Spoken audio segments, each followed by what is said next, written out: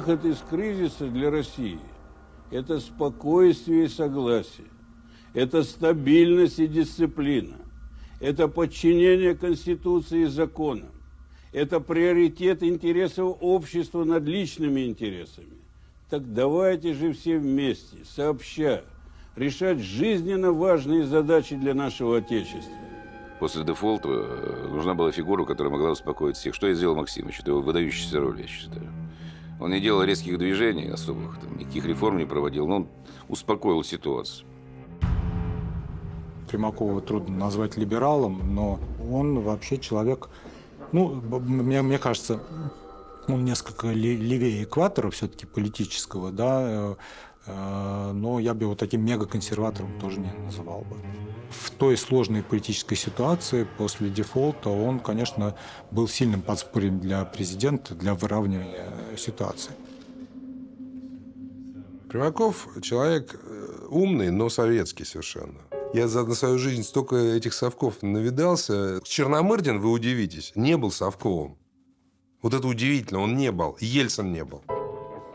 Если объективно оценивать, то, конечно, Примаков был под страшным давлением коммунистов, которые требовали от него, чего требовали? Всегда они одного и того же требуют. Конфискации собственности, массовой печати денег, ничем не обеспеченных, введение госплана, и так далее, и так далее. Ничего этого Примаков не сделал. И тот факт, что ему хватило мудрости не сделать их очевидных дуростей, которые бы через 3-4 месяца его самого бы ударили так, что улетел бы, не успев понять, откуда что пришло. Но он не сделал эти глупости. И это, конечно, его гигантский плюс.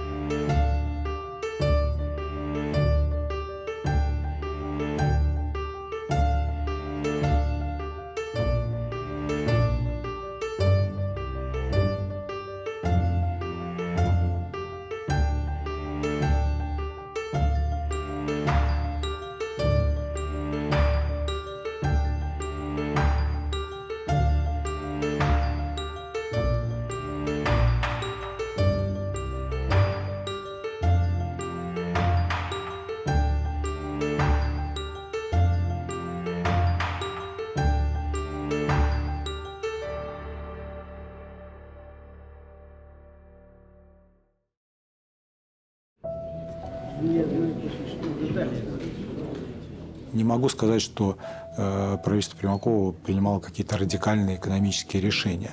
Но профессионально оно было вполне состоятельным. Но справедливости ради, я думаю, что основную лепту в выравнивании экономической ситуации внес эффект девальвации. Четырехкратная девальвация означает, что весь экспорт становится вчетверо более выгодным, а это означает, что весь российский ТЭК с нефтянкой, газом, черными металлами, химией становится вчетверо более выгодным, а это означает, что ты ничего не должен делать, у тебя в экономику просто идет четверо больше ресурсов из-за рубежа автоматически. Это все вместе и сработало, и создало вот такую парадоксальную ситуацию, когда, собственно говоря, результатом деятельности Примакова стало восстановление экономического роста. На поверхности так это воспринимается. В действительности, конечно же, базой восстановления экономического роста стала рыночная экономика, которая построена была в стране. Это был, конечно, запланированный отход от либерального курса, который в результате обернулся либеральным курсом парадоксальным образом, потому что правительство Примакова оставило рынок в покое.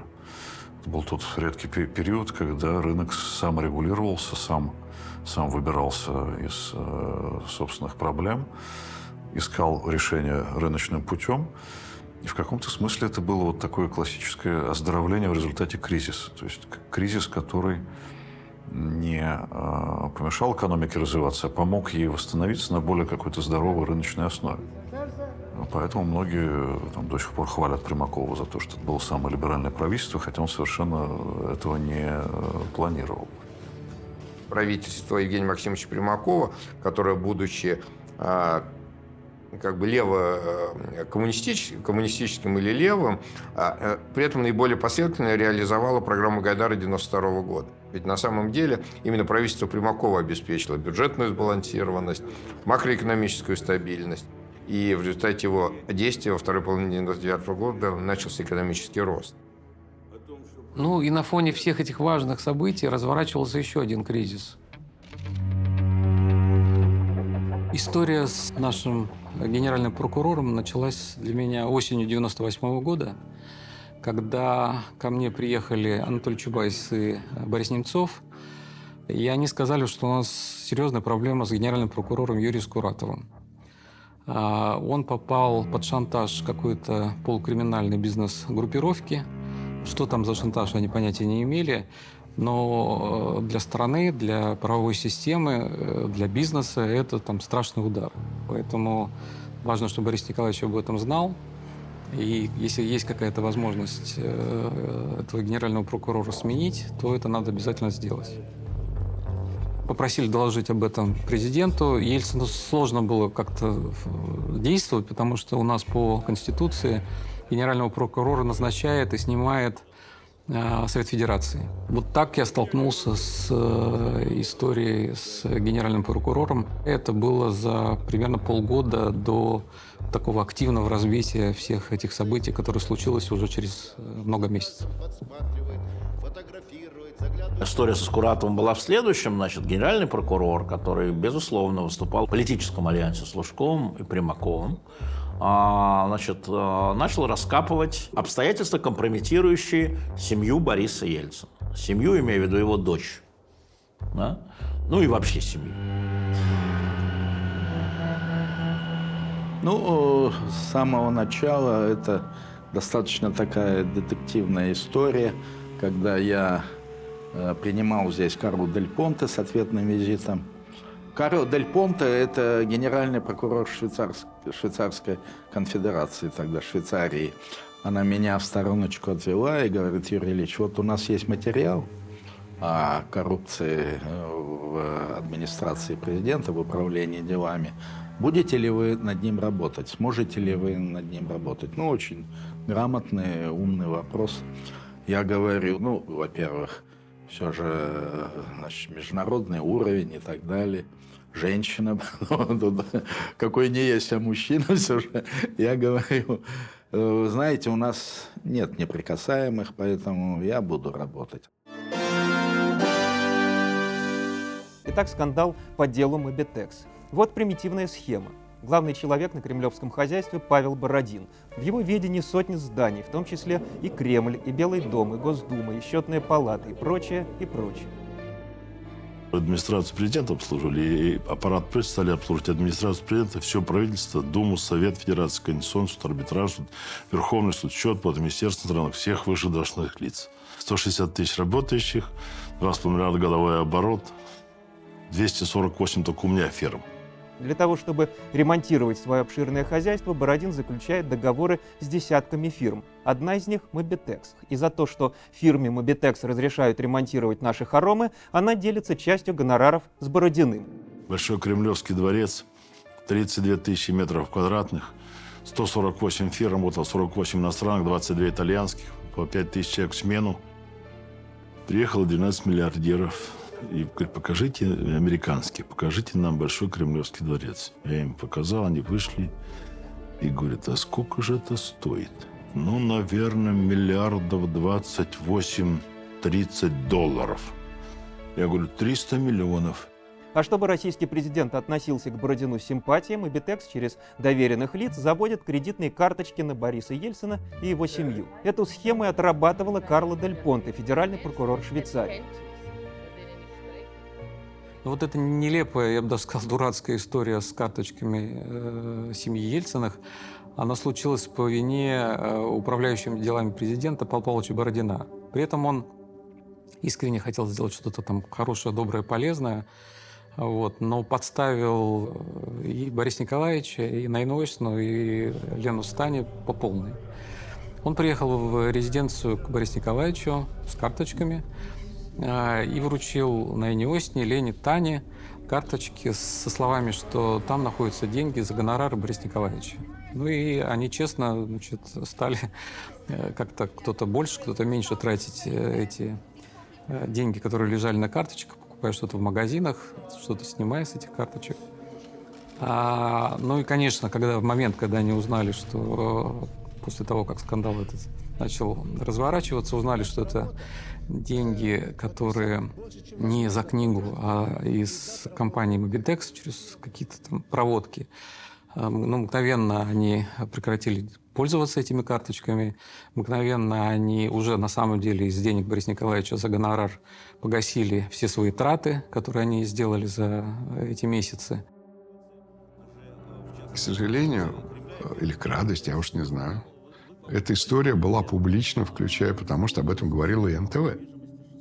И писали газеты и журналы. И у меня были лично очень хорошие отношения с Бородиным. Но я ничего сделать не мог. Понимаете, да? Я не могу заткнуть рты всем. Это не было бы правильно. И он на меня с этого момента очень сильно обиделся.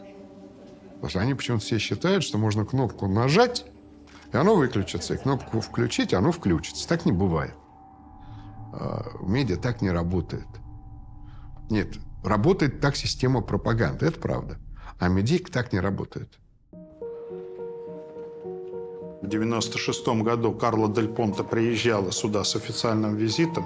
Она приезжала к Скуратову, она тогда привезла документы по фирме Mobitex. Это вот эта известная фирма Бенджамина Поколик, который работал на подряде в управделами Бородина Павла Павловича. А из документов-то следовало, что помимо всего прочего были зафиксированы суммы, которые пошли на, значит, ну, скажем так, на поддержание материального благополучия Бориса Ельцина.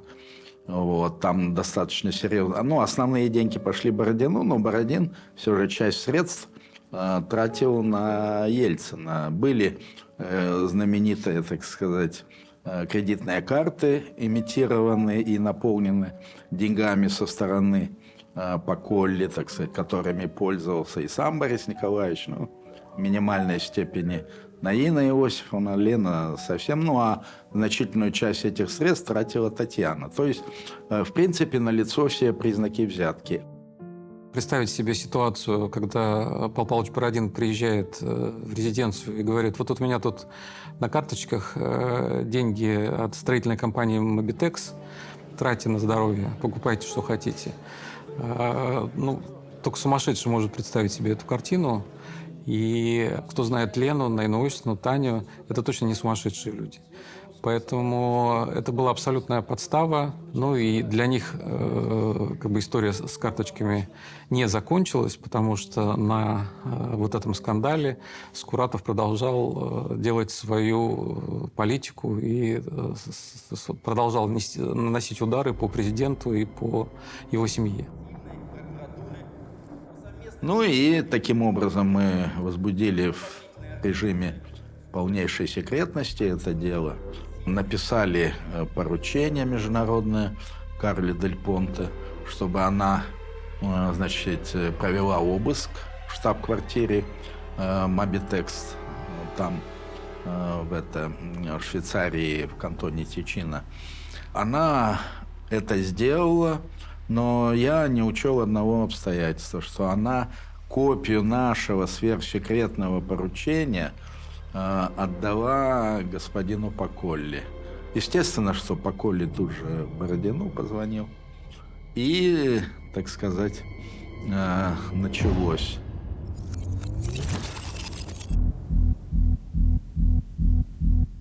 Но поскольку в самой Генеральной прокуратуре прекрасно знали, что их генеральный прокурор оказался вовлечен в странные, скажем так, отношения с одной из бизнес-структур полукриминальных, ну, им это явно, генералам от прокуратуры, сильно не нравилось. И когда одному из генералов Генеральной прокуратуры удалось каким-то образом достать пленку, на которой был реальный компромат против и генерального прокурора, он передал эту пленку в администрацию президента.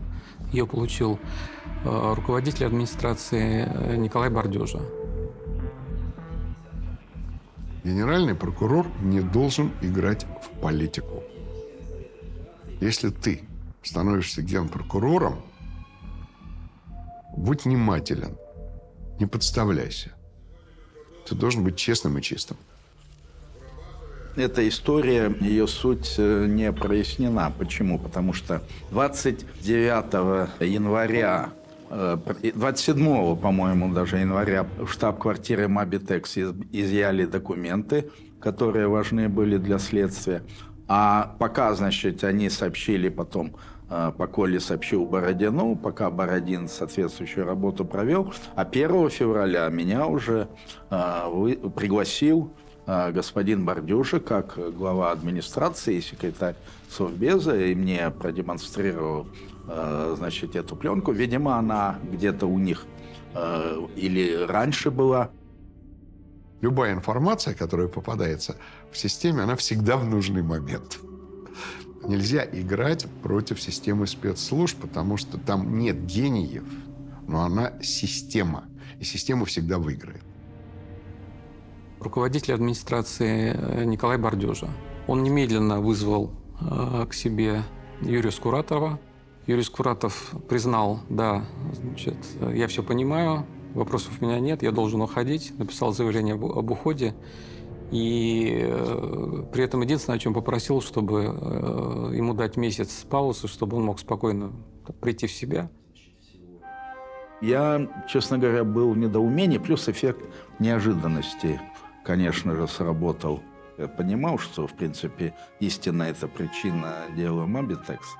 Причем прокололся даже Бардюжа, он начал меня задавать перед этим наводящие вопросы про дело Мобитекс, что там, какова ситуация с этим делом. Я уж потом это проанализировал и связал. Речь шла о элементарном шантаже, который, к сожалению, даже использовался на таком высочайшем уровне власти. И, конечно же, он нанес серьезный удар по всей прокурорской системе, потому что каждый рядовой работник прокуратуры думал, как, если уж генерального такими методами снимает, то что же я, так сказать, меня прихлопнут как божью коровку, так сказать, или как комара. Но, к сожалению, власть, спасая собственную шкуру, она не думала о таких последствиях тяжелейших для страны.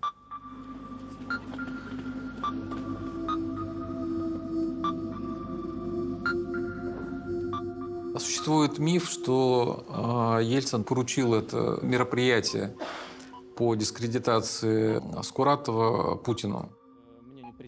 Путин сильно помог Ельцину справиться со Скуратовым, вот, и продемонстрировал свою решительность, в отличие от Степашина, который был тогда министром внутренних дел и не проявил должной, как говорится, энергии.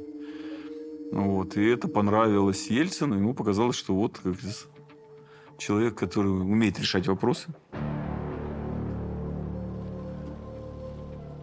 Степашин не оказался готовым продемонстрировать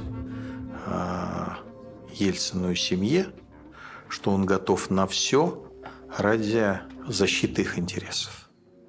А Путин сумел продемонстрировать на примере Скуратова.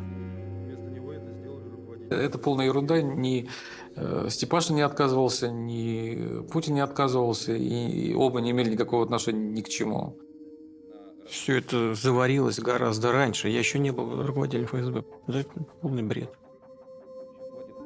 Роли Владимира Владимировича в этом деле. Надо сказать, что его причастность к изготовлению, к, значит, этой пленки не зафиксирована, и я думаю, что здесь нет оснований так утверждать. Но, тем не менее, не обошлось без его участия, потому что он помогал, конечно, президенту в плане раскручивания, значит, этого дела. Почему? Потому что, во-первых, они со Степашиным заявили о подлинности этой пленки. Мы только что встречались с Юрием Ильичем, обсудили с ним ситуацию, которая сложилась. Предварительно можем сказать следующее.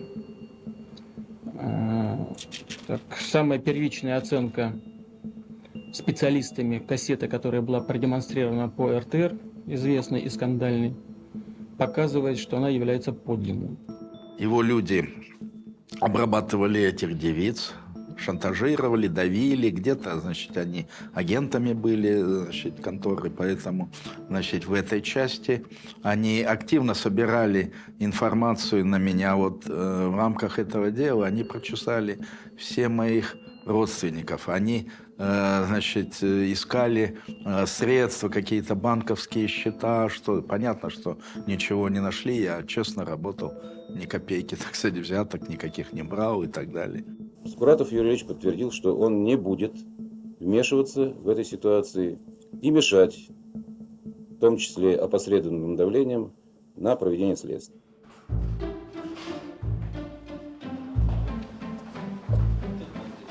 Он написал заявление, попросился в отпуск,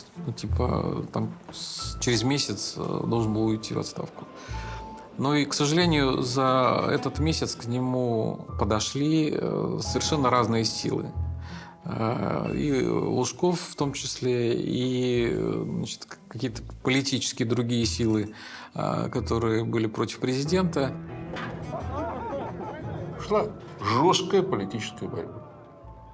Жесткая.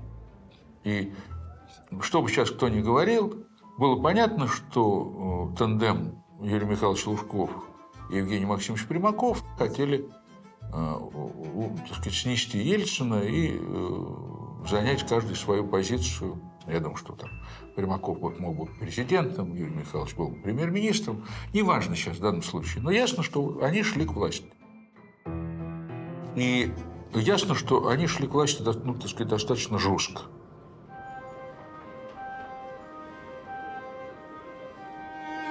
Дальше была абсолютно очевидная политическая интрига Юрия Лужкова. Да?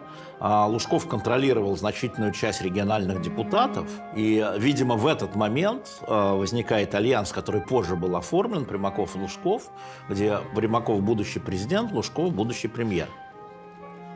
Там какой-то был круг болельщиков у него свой, которые, видимо, посчитали, что им политически выгодно иметь такого вот прокурора, который недоволен властью, является таким уже ее биологическим противником в борьбе за собственную шкуру, готов уже практически на все, да?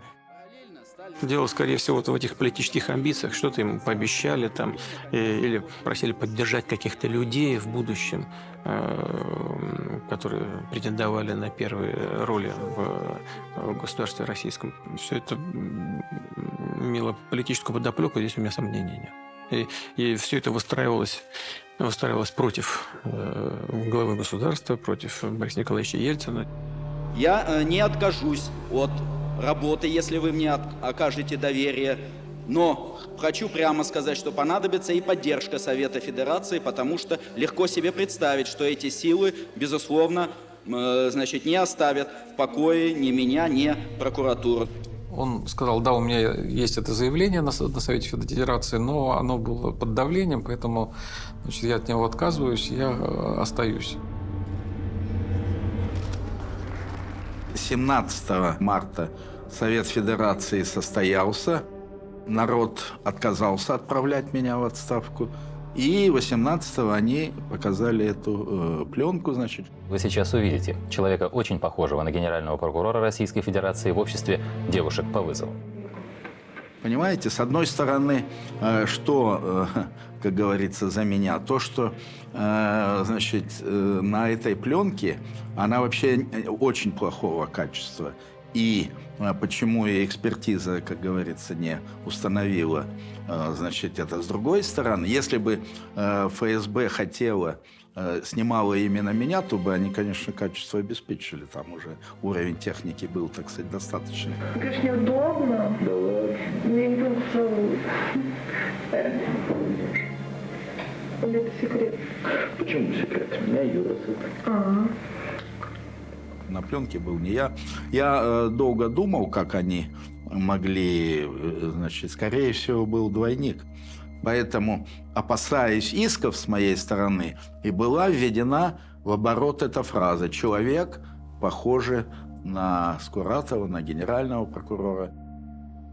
Я уж скажу сразу там про эту пленку скуратовскую, тем не менее, вы все равно спросите, так или иначе. Дело не в том, кто приказал. Дело в том, что единственным каналом, который мог показать эту пленку, к радости всех остальных, был только канал «Россия». Больше показать пленку с Скуратовым никто не мог. По причинам просто законодательства. Потому что они были частными каналами. А в законодательстве написано, что если что-то, что показано, так сказать, может обслуживать там интересы хозяина, ну, я так формулирую грубо, то это сразу вопрос переходит в уголовную плоскость. Единственный канал, у которого был общественный интерес или государственный, это был канал «Россия». Существует, как мне представляется, вне всяких писанных законов, неписанная этика журналистов, неписанная этика телевидения.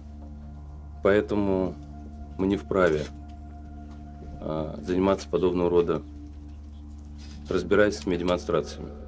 Коллеги это, естественно, понимали, они все на меня обрушились, ах, я такой мерзавец, аморальный сволочь, как я мог, это там и так далее, и так далее.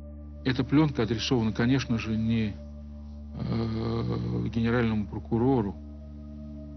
Эта пленка адресована обществу, которое, с моей точки зрения, достаточно сильно нездорово.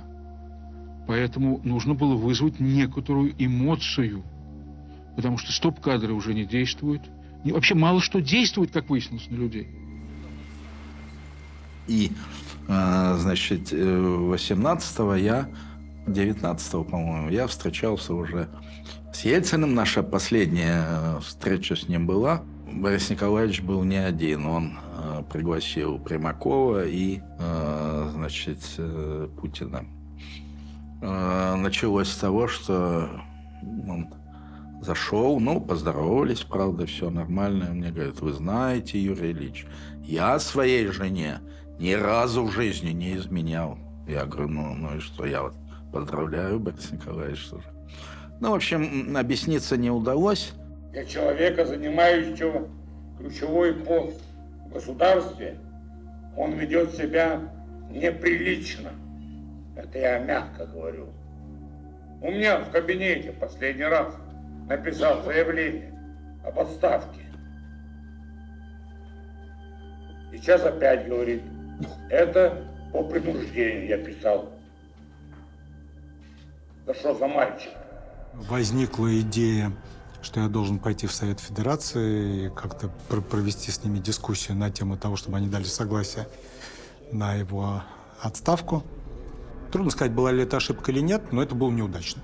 И у меня ни опыта публичной деятельности не было.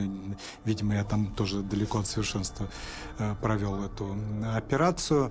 Рад тому, что Совет Федерации выстоял, не поддался тому давлению обработки, которая шла, о которой я уже говорил, и продемонстрировал, что в России разделение властей – это не только конституционная норма, и, в общем-то, становящаяся практика. Скуратов в этот раз еще меньше голосов набрал в Совете Федерации за снятие, чем в первом голосовании. То есть это было такое крупное поражение президентской стороны. Конечно же, Скуратов дальше пошел в атаку против президента. Сейчас, когда информация о возможной причастности президента и его семьи к коррупции, когда информация об использовании в личных целях денежных средств сомнительных коммерсантов, получающих подряды на реконструкцию Кремля, и многое-многое другое стало достоянием не только российской, но и мировой общественности, вам ясно, что в вопросе о моей отставке основным является личный интерес президента и его семьи. Было возбуждено уголовное дело. И Наина Ойшина, и Лена, и Таня вынуждены были прийти на допрос. И после того, как они объяснили, откуда взялись эти карточки, что было им сказано, следователь записал все эти объяснения, и уголовное дело было закрыто. Провели межправкомиссию нормально, потом встретился с Дель Понте. Я говорю: вот я министр такой-то, значит, уполномочен президентом. Если у вас есть данные, пожалуйста, не надо там копии покажите, какие счета, номера счетов. Давайте мы сейчас выйдем с вами к журналистам и скажите, вот это счета Ельцина, это счета Дьяченко, это счета Юмашева. Пожалуйста, назовите. Девушка надулась, сказала, у вас только один честный человек Скуратов, я вам не верю. Я говорю, ну не верьте мне, ради бога, давайте покажите счета. Потом я дал большую пресс-конференцию, вот, что ничего не нашли. Вот. На этом история с Дель Понте для меня закончилась. Самое парадоксальное и удивительное в истории с Юрием Скуратовым, что он ровно так же оказался жертвой Мобитекса, который он так активно раскручивал. Это было за много-много месяцев до всего этого скандала. К нему приезжает Павел Павлович Бородин с 9 костюмами. Говорит, Юрий Ильич, это костюмы для вас. Ну и Юрий Скуратов считает, что да, действительно, подарок от управления делами президента ему положено. Он генеральный прокурор. И проходит много-много месяцев. Ему звонит Карла Дель Понте, которая генеральный прокурор Швейцарии, и говорит, Юрий Ильич, вы что, тоже у нас коррупционер? Вы знаете, что эти костюмы пошиты на деньги Мобитекс? Ну, Скуратов, конечно, в полном ужасе. И да нет, я не знал, это подарок. Но, тем не менее, в соответствии с законом прокуратуры возбуждается уголовное дело. И в этом законе говорится о том, что если против любого прокурора в стране возбуждается уголовное дело, он на время следствия отстраняется от своей должности. За это время уголовное дело было расследовано. Было понятно, что действительно Юрий Ильич ничего не знал, откуда взялись эти костюмы, кто это проплачивал. Но, тем не менее, он точно так же пострадал от дела Мобитекс, который пытался так активно и рьяно раскручивать против президента и его семьи.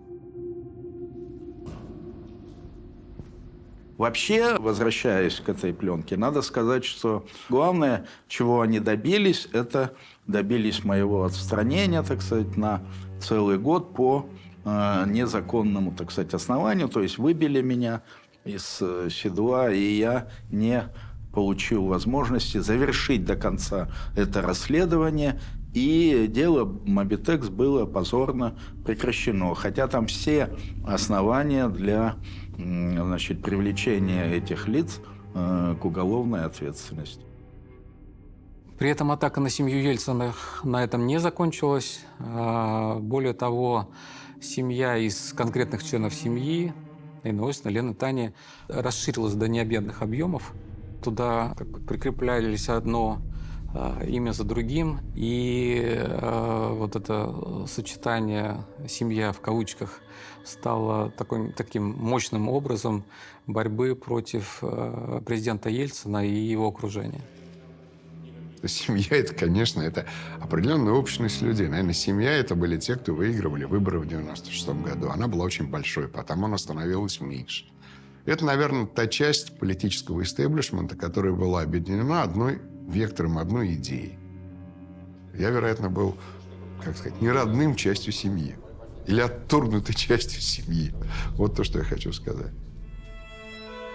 Вот эта история с семьей, она была придумана талантливыми и прекрасными журналистами НТВ. И первая картинка, которая возникла с подробностью, что такое семья, она возникла в итогах у Евгения Киселева, ежевоскресная политическая программа, где в виде картинок, в виде портретиков была показана вот эта так называемая семья. В эфире очередной выпуск итогов, в студии Евгений Киселев. Добрый вечер. Семья. Это еще раз. Роман Абрамович, ему приписывают статус кассира, Борис Березовский, друг семьи, Татьяна Дьяченко, дочь президента, Валентин Юмашев, внештатный советник, и Александр Волошин, глава администрации. Ближайший круг. Дочь президента, затем я, затем Волошин, затем важный элемент этой всей истории Березовский. Березовский талантливый человек, быстро набрал финансовый потенциал. И, конечно, после этого у него такой проявился жгучий интерес порулить в политике. У Березовского был тезис о том, что правительство должно подчиняться его воле. Он это называл крупному капиталу. Потому что существует либо власть идеологии, либо власть капитала. Третьего в современном мире еще никто не придумал. Значит, власть идеологии закончилась в России, власть капитала еще не наступила, но наступает. И поэтому по мере ее наступления влияние капитала на политику, влияние капитала на политиков, безусловно, возрастает. Березовский считал, что он демиург, творец счастья российского народа, и ему за это положено. При этом он раздувал свою значимость везде, где только мог. Он из себя делал 3 себя. Он считал, что он организовал победу Ельцина в 1996 году. Уже сегодняшняя власть, в отличие от власти, которая была избрана в 1991 году, с моей точки зрения, имеет глубокие моральные обязательства перед бизнесом. Ну, это великий комбинатор. Это так, современный Остап Бендер. Он умный, способный человек. Если бы он занимался наукой, мне кажется, он добился бы неплохих результатов. Но он решил, что он тут может управлять всеми процессами. Ходил по кабинетам. Я думаю, что любые попытки принизить или забыть роль Березовского в российской истории – это нечестно, неправильно. И это просто вранье. Березовский очень много сделал для того, чтобы та Россия, которая есть и была такой, какая она есть. Иногда благодаря ему, иногда вопреки ему.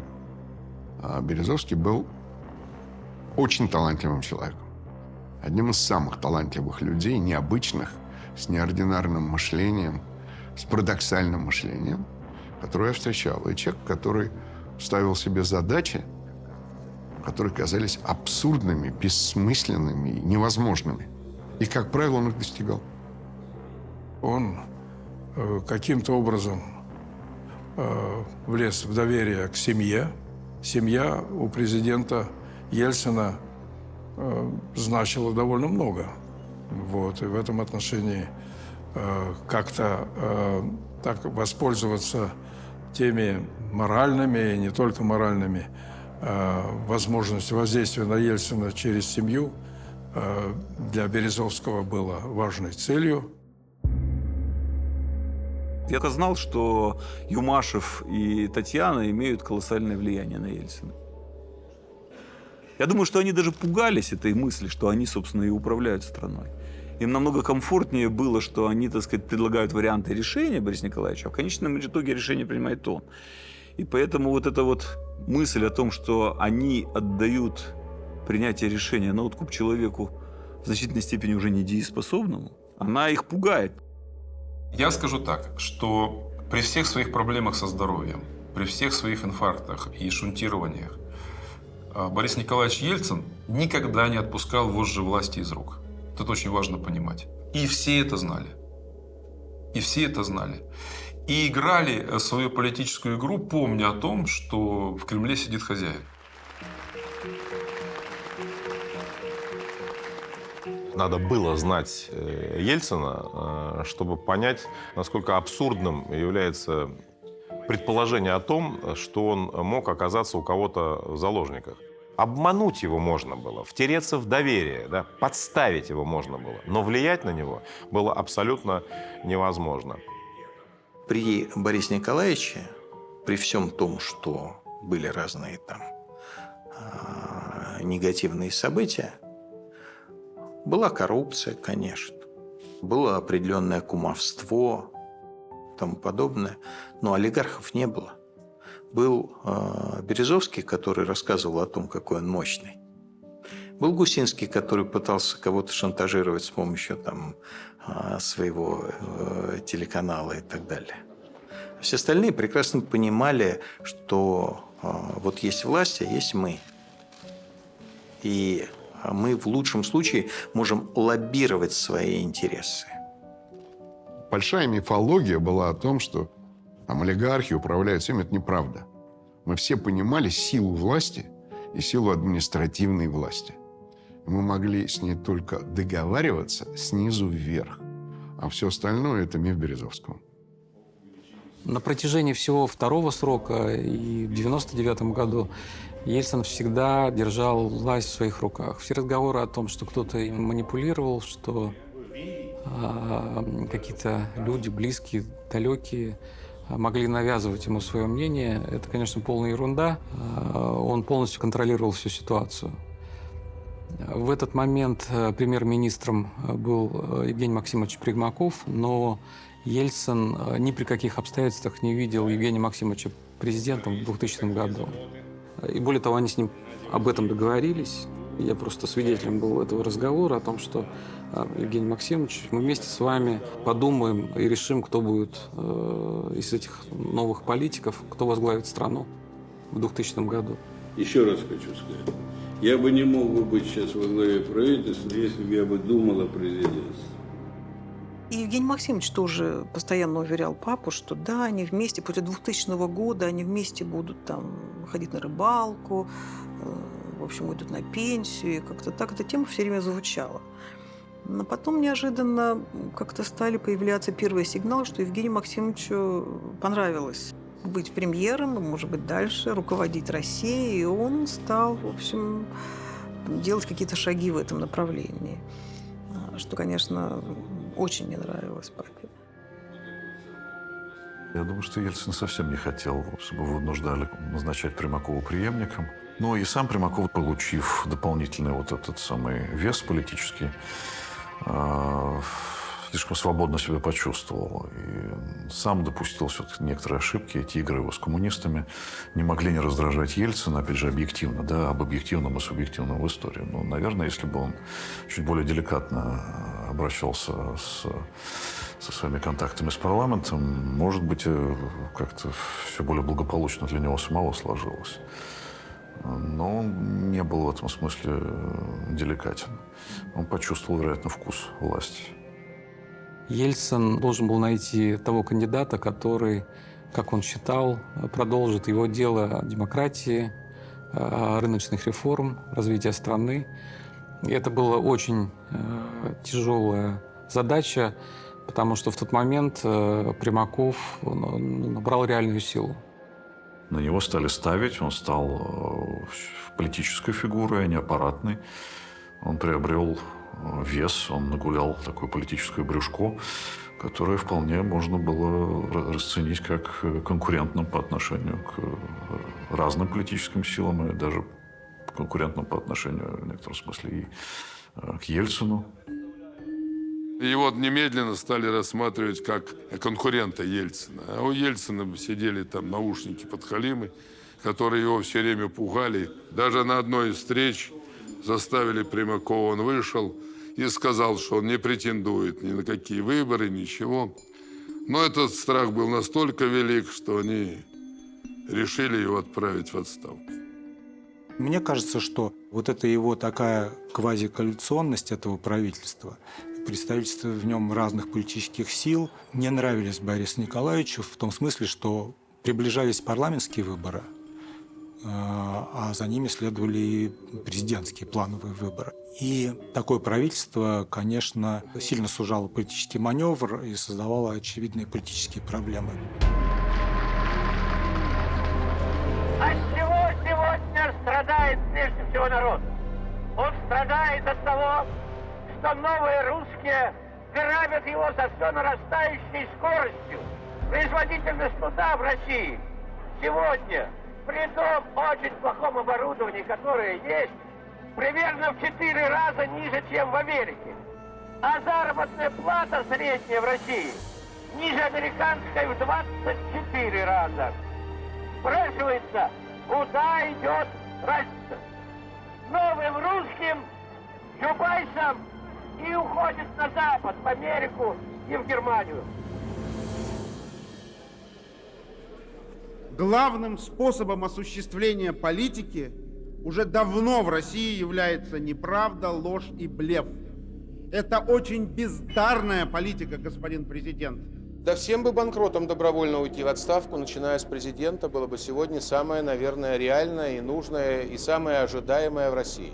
После дефолта 1998 года, когда престиж Ельцина рухнул, когда рейтинг Ельцина рухнул, когда казалось, что власть валяется в грязи и ее может подобрать любой прохожий, антиельцинская оппозиция, которая включала не только думское большинство, но и кучу губернаторов, но и часть олигархов, начала наступление на Ельцина.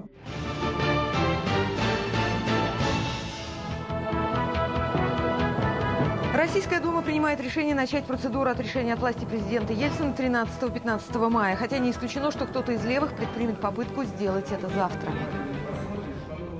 Была сформирована Думская комиссия. Она выдвинула 5 обвинений против Ельцина.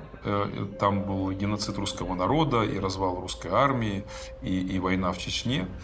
И план был такой, что Ельцин настолько потерял контроль, и настолько потерял авторитет, и настолько потерял популярность, что мы отстраним его от власти.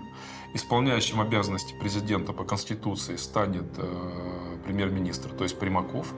И Примаков станет нашим кандидатом в президенты, и так мы захватим власть.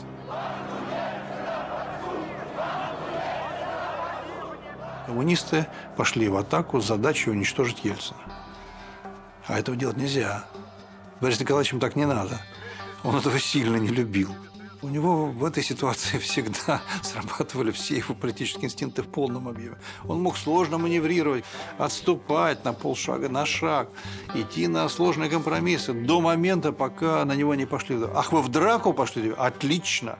Шаг номер 1. Примакова в отставку. Сегодня я принял непростое решение. Отправил правительство в отставку. Он сидел на 2 коленях, а колени раздвинулись, когда решался вопрос об импичменте. И все. То есть сидеть на 2 коленях может только пока колени рядом. Одно колено это был Ельцин, а другое колено было коммунистов. Пока они держали колени рядом, значит, он сидел на них. А потом, когда они разъехались, он провалился между ними. Вот, собственно, и все. Решение принято. 293 депутата проголосовали за Сергея Вадимовича Степашина. Сергей Вадимович, приветствую. Был назначен Сергей Владимирович Степашин, с которым папа тоже были очень хорошие отношения. И, в общем, мне кажется, папа думал, что тоже какой-то шанс ему показать себя, как он, то есть вполне возможно, это современный человек, он тоже мог быть кандидатом в президенты. Как я там оказался, я по сей день не пойму. Вот. Версии разные. То ли меня хотели поставить президента, о чем не говорили, то ли вот надо было сделать паузу для Владимира Владимировича. Пускай это останется в истории. Ельцин, с которым я потом продолжал встречаться, даже был у него на юбилей на 75 лет, так мне правду толком и не сказал. Была идея найти цивилизованного, интеллигентного человека в погонах, и тогда примерялись на эту, так сказать, должность многие. Фонду общественного мнения был заказан опрос, за какого президента следующего могут проголосовать россияне. Ельцин очень много внимания все-таки уделял вот этой демократии. Там было порядка 40 параметров, если мне не изменяет, была настоящая социологическая огромная работа. Значит, русский, молодой, военный, спортивный, не пьющий, семьянин. В этом смысле выбор кандидатуры Степашина как человек, которому можно доверять, который порядочен, который более молод, но к которому и отставляемый премьер-министр тоже относится по-доброму и даже, как дальнейшие события показали, пообещал при отставке ему помощь. Все это принималось в расчет. Сергей Валерьевич, ваш курс правительства будет отличаться от Примаковского? И если в чем, скажите. Евгений Максимович и правительство сделало главную роль, сыграло главную роль в вопросе стабилизации социальной, экономической и политической ситуации в стране. Пора двигаться вперед. Борису Николаевичу было важно, чтобы Примаков ушел не агрессивно обиженным в такой мягкой ситуации, когда он понимал, что приходит не тот человек, который абсолютно на противоположных позициях, чем Примаков. То есть Степашин был первым замом у Евгения Максимовича. А второе, в тот момент Борис Николаевич еще не сделал свой окончательный выбор, связанный с Путиным. Я думаю, что в этот момент он еще колебался. Борис Николаевич действительно серьезный политик. Он просчитывал шаги не на один ход вперед. И очевидно, что вполне возможно для него еще одним из аргументов было в отношении Путина не спалить его слишком рано, дать ему необходимое время, но не избыточное для того, чтобы разбираться с теми проблемами, которые стоят перед страной. Поэтому в этом могли быть и стратегические соображения, и тактические тоже. То, что он выбирал разные фигуры, для меня очевидно. Я это знаю не понаслышке, но не буду раскрывать, это останется пускай между нами. Я считаю, что у Степашина был полный карт-бланш налаживать работу правительства, проявлять себя и претендовать в будущем на должность президента. И это сильно зависело от самого человека. Сергей он с этой частью не справился. На минувшей неделе вновь разразился кризис на российской политической сцене. Предмет конфликта – состав правительства. Суть – противоречия между главными героями. Премьер пытается сформировать работоспособное правительство профессионалов. Волошин, Дьяченко, Абрамович, используя свою близость к президенту, пытаются начинить правительство своими людьми. Сложно было комплектование правительства. Кое-кого мне, конечно, рекомендовали. Я не хотел Касьянова в упор. Предлагал я Мишу Задорнова, не получилось. Ну, еще пару-тройку фигур было, может быть, не моих. А остальное правительство осталось после же моей отставки. Владимир Владимирович с ними работал все аж 4 года, на самом деле. Уж не стыдно было за людей. Чтобы там не писали самостоятельно, не самостоятельные. Я самостоятельный человек. Если надо работать, я умею принимать решения. Значит, нам важно, чтобы у нас была достаточно профессиональная, сплоченная команда здесь. А на Руси есть хорошая поговорка: цыплят по осени считают. Вот мы осенью и должны с вами доказать всем в стране, президенту и самим себе в первую очередь, состоятельны мы с вами или нет. А дальше посмотрим. Ну, это был такой сумбурный период, и Бориса Николаевича много критиковали за это. Период, когда 3 премьера сменили за очень короткий период. И какая-то тут доля ответственности Бориса Николаевича, безусловно, есть. Не попал сразу в то решение, которое нужно. Ельцин не управляет процессом. Домашнее политбюро продолжает издеваться над здравым смыслом и страной. Ну, у него не было никакой нормальной кадровой политики. Это была сплошная чехарда. Вот. Семейка там все это лепила. Сидели там олигархи, которые заправляли этим процессом. В ситуации Степашин-Путин я боролся против Путина и против его назначения. Боролся с Борисом Николаевичем, если можно так сказать, или, по крайней мере, возражал Борису Николаевичу. Первым мне об этом сказал Эхуд Барак.